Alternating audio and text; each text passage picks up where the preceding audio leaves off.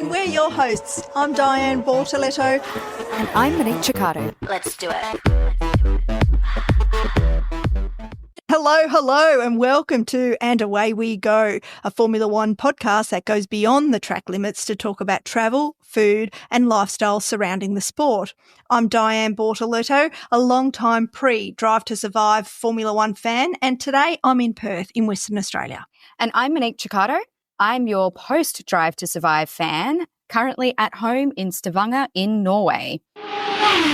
It's been just over a week since the 2024 Formula One season ended, but it feels like so much longer. I don't know about you, Di, but honestly, this weekend I could not have been more thankful that I was away, so I had something to do while there was no racing. But yes, it feels like it's been forever. Yeah, it does feel like it's been forever. I'm the same. I've had a super busy weekend and I'm doing unfun things like chores and stuff, but, in some ways I'm grateful for that because I've just not really had time to mourn the end of the season. Mourning is the right word for sure. Yep, mourning the end of the season, but, we've got a lot to be thankful for and it's been such a cracker.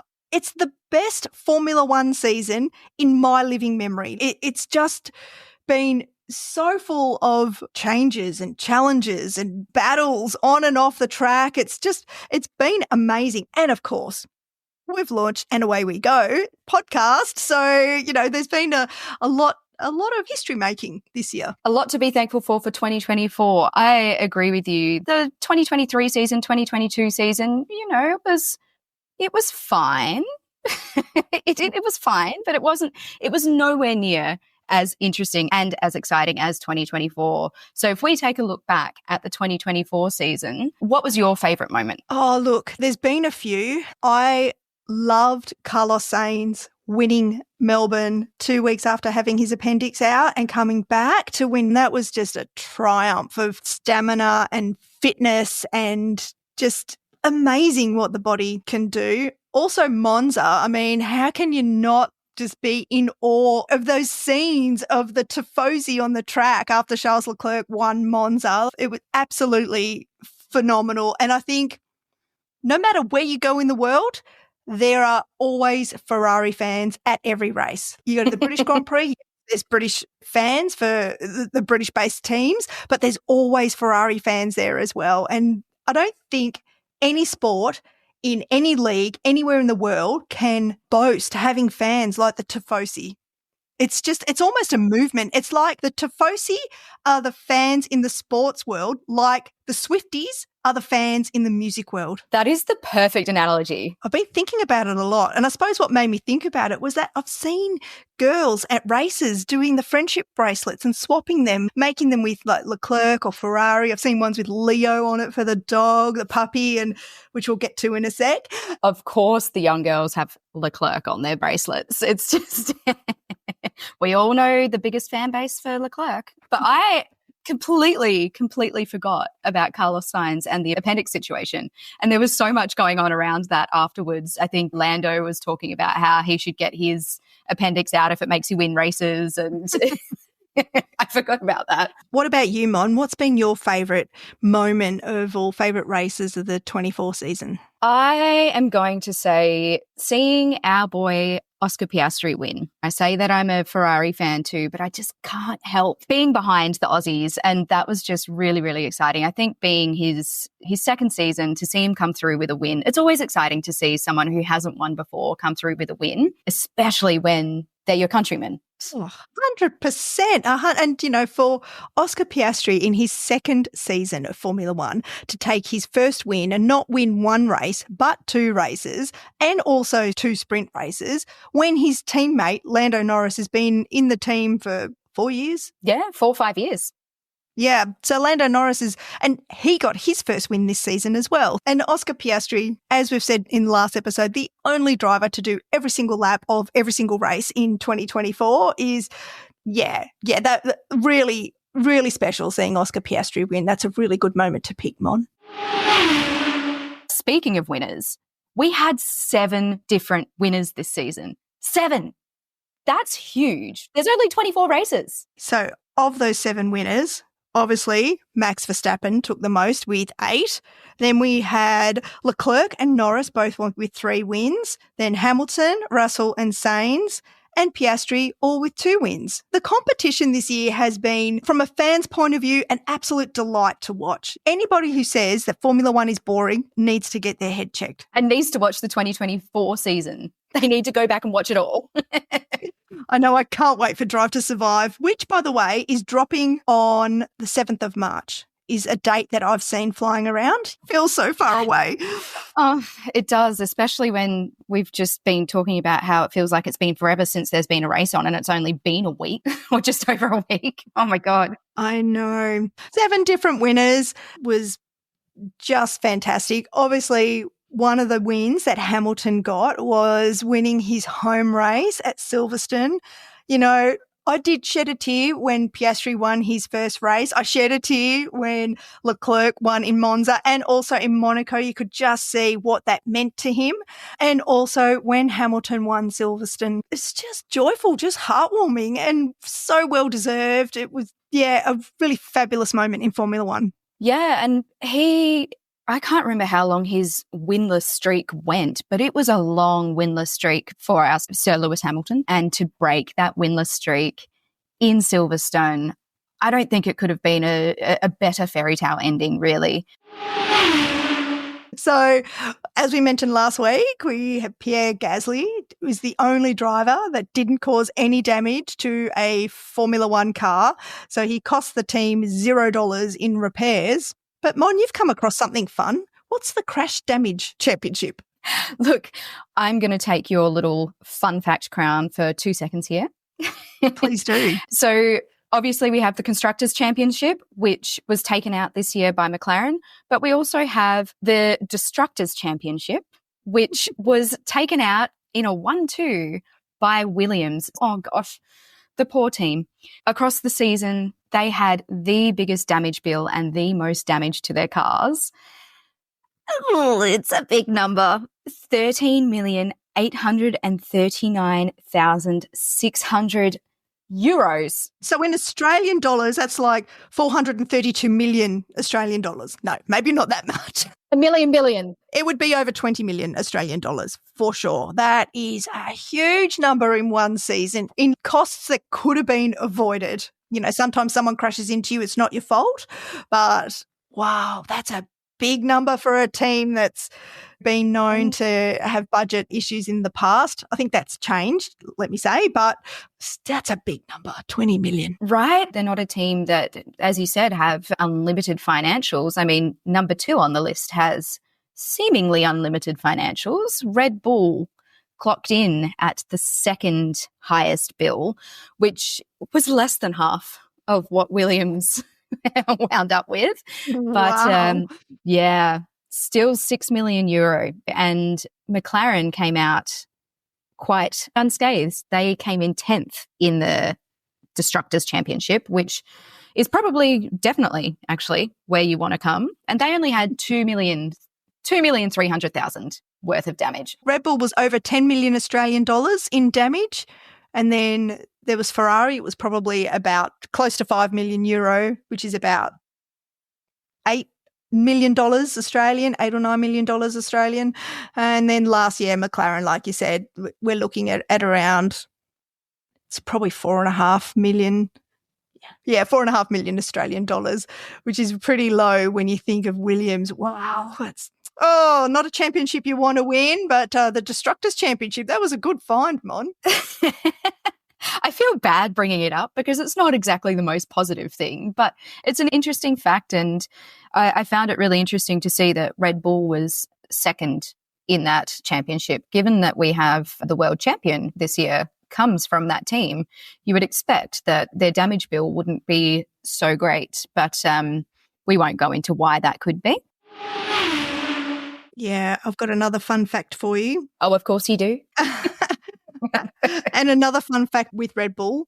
So in Q1 exits, Max Verstappen, since 2016, up until this season, he's had just five Q1 exits. Wow. Whereas this season alone, his teammate, Sergio Perez, has had 6 Q1 exits. It's not a good stat for Sergio Perez, and the rumours are still flying around, although he's listed on the official FIA drivers list for 2025 that the teams have to submit their drivers, and the FIA puts out an official list, and Sergio Perez is listed as a Red Bull driver, but we're just waiting for an announcement of who that's going to be, which RB V-Cub driver, whether it's Kiwi Liam Lawson in his rookie, not even season, his rookie first half season, his rookie 7 races, like Kiwi Liam Lawson, or Yuki Tsunoda, who's been with the team for 4 years. Yeah, we're just going to have to wait and see. Yeah, well, I know Horner has come out and officially said that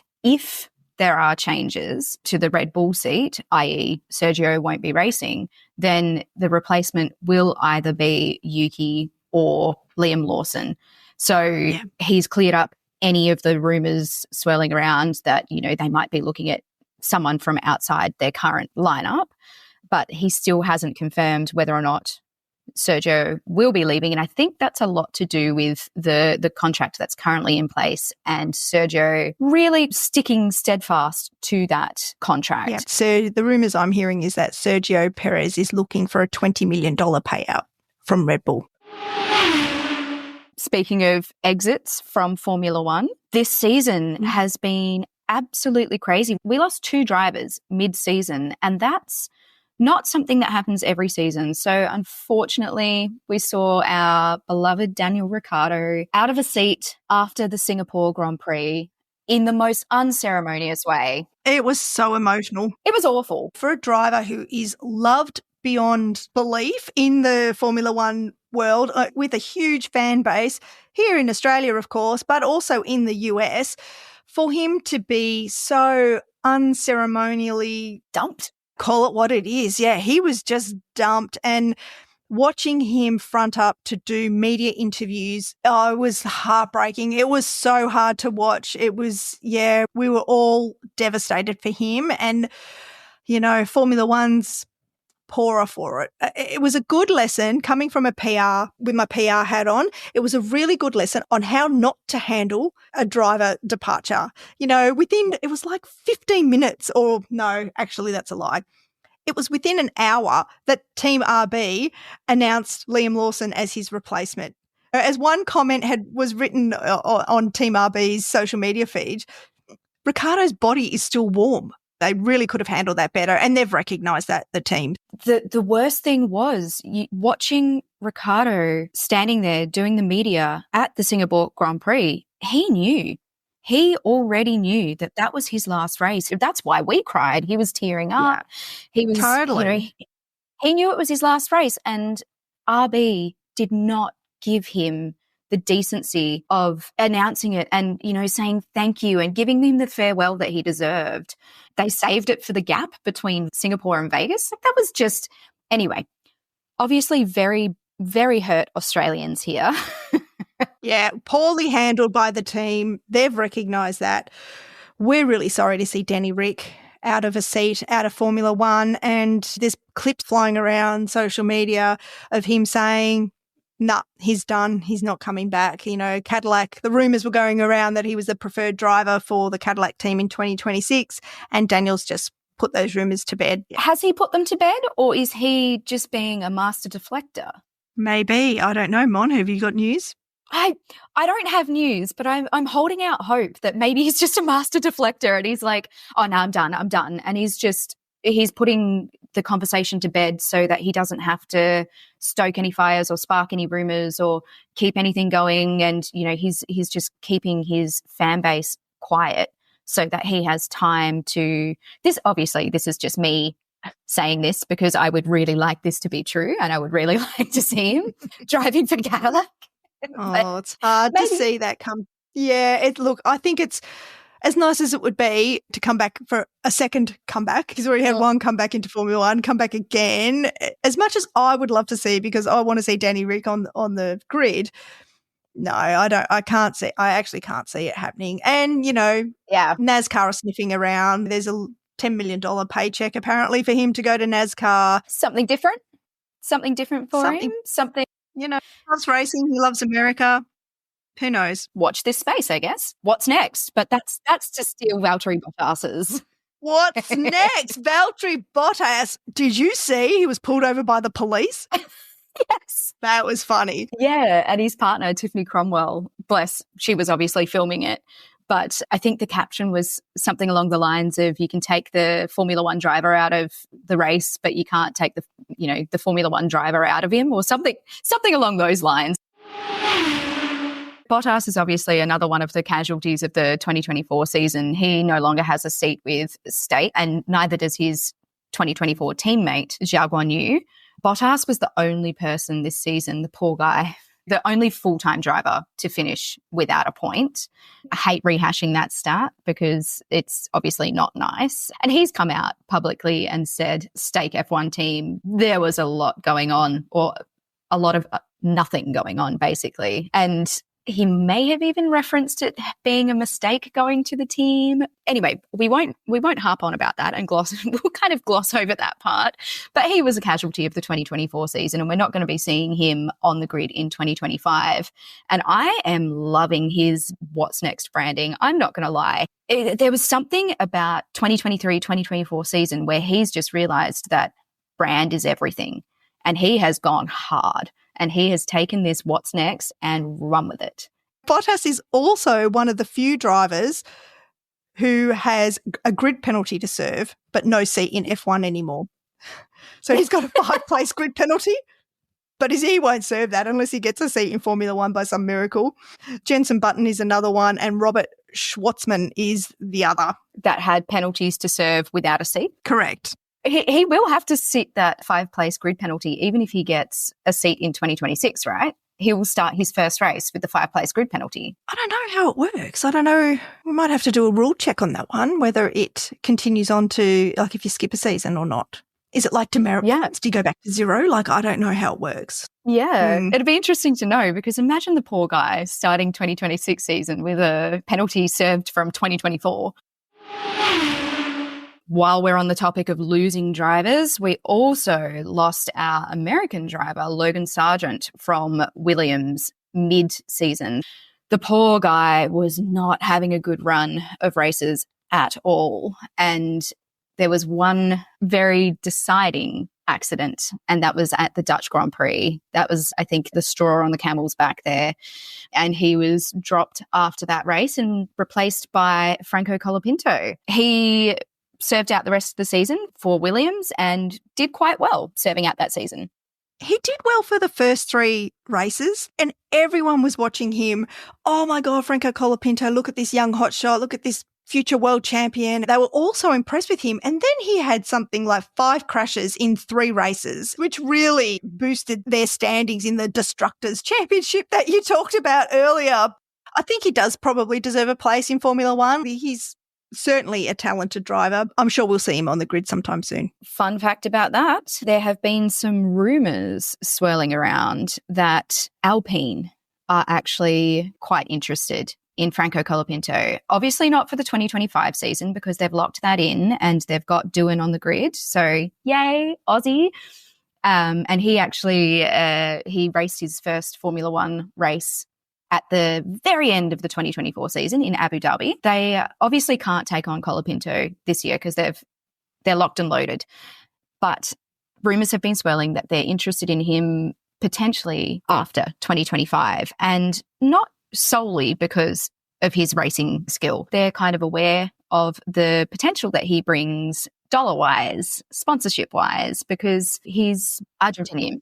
So having the Argentinian support and fan base, I guess the sponsorship potential that he brings from that is quite appealing to a team who obviously does not have the budgets of Red Bull, McLaren, Mercedes, all that sort of stuff. So personally, it upsets me, obviously, because Aussie driver, we don't want to see Dianne kicked out because of sponsorship potentials. I know, but Formula One is a money sport as well. So I don't want to see it either, but it really is it's a business. Formula One is a business as much as it is a sport. We might see the very first female race engineer in Laura Muller, who is rumoured to be Esteban Ocon's race engineer, that would be just so fabulous to hear a female voice on team radio. Can you imagine all of the women and girls out there studying all those subjects at university and school, hearing a female voice on team radio in Formula One? That would be just epic. Let's hope that happens. Let's hope history's made next season. I would absolutely love to see that, because if you don't see yourself represented in different fields, whether that be race engineer, I don't know, cooking, whatever it is, if you don't see yourself represented, how can you aspire to that? So this would be huge. Absolutely huge. Massive. And obviously Ocon didn't get the farewell that he deserved either, being dumped from that last race. I feel like there were so many people that didn't really get the fanfare that they deserved leaving the teams, because Magnussen isn't returning this season. That's right. Yeah. Did you see all the clips with his little daughter in the garage with him? Oh my God, that was so sweet. That was one of the sweetest things I've ever seen. Speaking of daughters and children, so another fun fact, Sebastian Vettel became a father after he won his 4th world championship. Who's just won his 4th world championship and announced a pregnancy? Verstappen. Exactly. Isn't that a little fun fact? And they both drove for Red Bull at that time. There you go. It's history repeating itself. One of the biggest bombshells of the season, Hamilton announcing his departure from Mercedes. At the start of the year, no less. It's like getting divorced but living with your husband for the rest of the year. I mean, that's got to be hard, and that takes a lot of mental fortitude, I think, from Hamilton, but as well as from everybody working with him in his team, to not kind of clock out and just want the year to be done because your focus is on what's next, to steal Bottas's line. But speaking of, no fanfare farewells in Formula One, Hamilton had, his farewell just has kept going, and it's a farewell that keeps giving, right? But I've loved every second of it. I've loved seeing everything, and it's been obviously a massive moment for him, massive moment for the team, hugely emotional for pretty much every Formula One fan. There's no other way to say. Yeah, because it's a 12-year relationship, isn't it? That's come to an end now. But what they've achieved, it's the most successful partnership in any sport, in any discipline in the world. It's phenomenal. No wonder it was emotional then. But I think seeing all that social media, the celebrations that they'd put on for Hamilton, and all of this kind of hoo-ha ado about Hamilton leaving, then really made it abundantly clear how little the other drivers that were either leaving Formula One altogether or just leaving teams and changing colours for the season, how little all of their achievements were celebrated. Carlos Sainz is leaving Ferrari to go to Williams. And yeah, I mean, he probably got more fanfare than Magnussen did, but still, by a mile. Yeah, I feel like Hamilton and Carlos Sainz were tributed by the teams in the right way and in the best possible way. For the teams, for the personnel, for everyone in the factories, for the fans. I think it was done really well. Whereas, exactly like you said, Mon, the other drivers dumped, said goodbye without having an opportunity to go back to the factory to thank everybody that they've worked with. And yeah. Massive news on the Formula One front. Charles Leclerc got a dog. Not just a dog, an absolute beautiful, gorgeous little bundle, a blonde miniature dachshund. It just the cutest little thing. I think Lewis Hamilton started the trend with Roscoe, whom he takes to races with him when he can. Charles has his dog, Leo, of course. Pierre Gasly also has a very cute little toy poodle puppy called Simba, who's been at Formula One races in the paddock as well. It wasn't just Leo then, although I think Leo caused the biggest stir, potentially also because of the fan base of Charles Leclerc being quite young, quite female. So some interesting news actually that has come out in the last week or so is that Rwanda have officially launched their bid for a Formula One race, which I'm fairly certain Africa is the only continent that doesn't host a Formula One race yet. We could potentially be seeing our first race there. When I was at the Qatar Grand Prix, actually, there was a big tourism stall set up by Rwanda. And I remember walking past it and getting their free coffee, which was actually very delicious.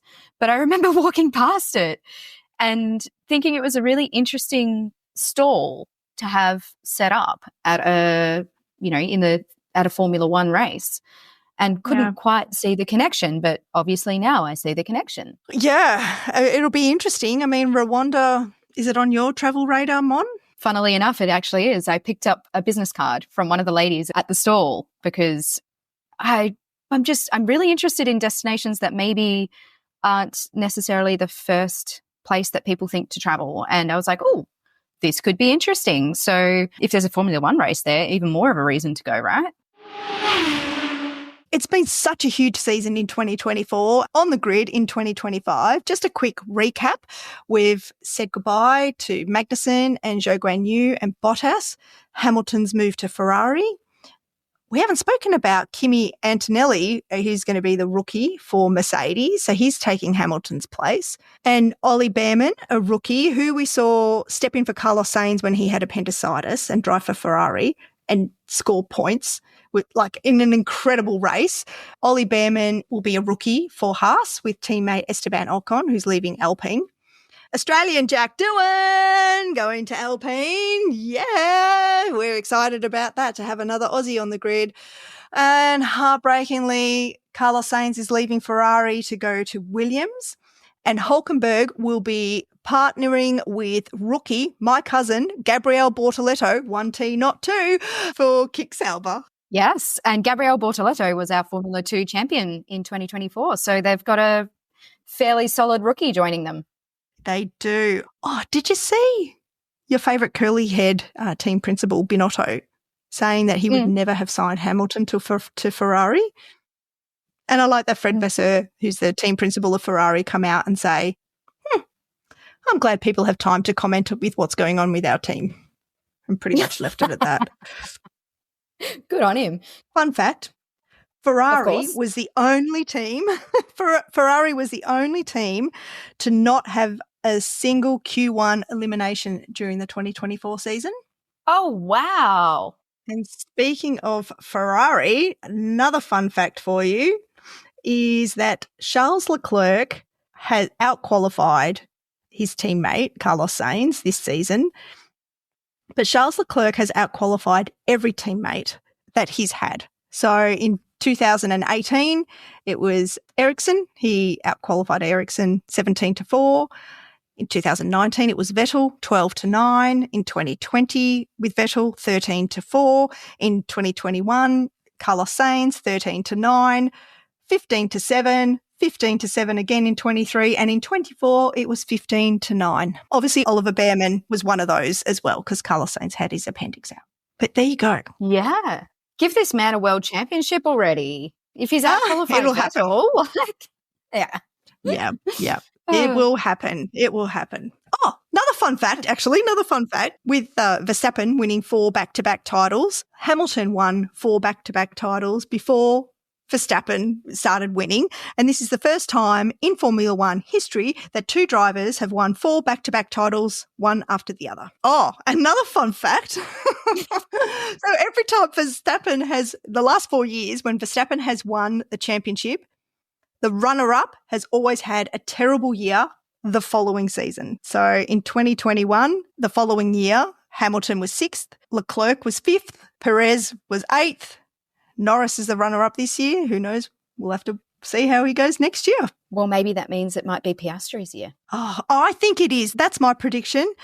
As much as I would love to see Ferrari, of course, I think next year is Oscar Piastri's year. I'm calling it. Oh, let's hold you to that. Look, I really hope that you're right in this. I mean, if McLaren keep their form up that they had this year, there is absolutely no reason at all that we can't see Oscar Piastri as a world champion next year. Imagine that in his 3rd year. Yeah, I know. And it'll be the first time there's been an Australian Formula One world champion since, I think it's Alan Jones in 1980. Before we wrap up, we've got lots to look forward to. Next week is Christmas week. So hopefully there'll be a lot of downtime for a lot of people listening. And we've got you covered with lots of F1 movies and series that you can watch. So we'll talk about that next week. And then we're going to start kicking off with some very exciting Formula One interviews. Thanks so much for listening, guys. If you enjoyed our podcast, please rate and review us on your favorite podcast listening app. If you have any questions, comments, feedback, or suggestions, please email us at andawaywegofone1podcast@gmail.com or leave us a comment on any of our social media channels. Search for And Away We Go F1 Podcast on Facebook, Instagram, TikTok, LinkedIn, YouTube. You can find us everywhere. And let's chat. Amazing. Thank you, Mon. Just before we sign off, I just want to read out a listener review. So thank you very much for those that have rated and reviewed and listened to And Away We Go. We've got this great review from Aragonzo, who says, love the passion and knowledge of both women, not only for Formula One, but for the cuisine and culture of the cities hosting the races. So thank you, Aragonzo, for leaving a review. Thank you, Mon, and thank you for having us in your ears. 85 days to Australia and counting. Until next week and until lights out.